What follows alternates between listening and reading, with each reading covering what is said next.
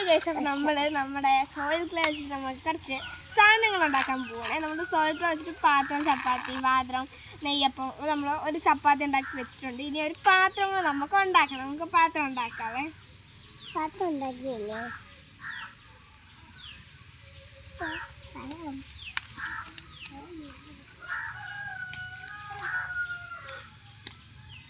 നിങ്ങളൊരു ലൈക്കും സപ്പോർട്ടും ഒക്കെ എനിക്ക് തരണം കേട്ടോ. എന്നാലും ഞാൻ ഇതുപോലുള്ള ഇനിയും വീഡിയോസുമായിട്ട് ഞാൻ വരത്തുള്ളൂ.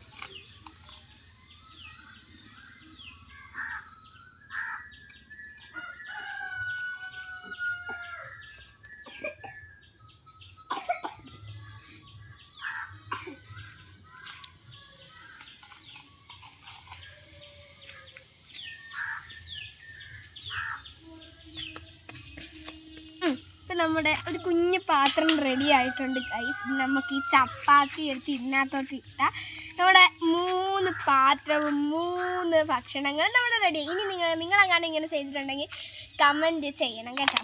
എല്ലാവർക്കും ബൈ.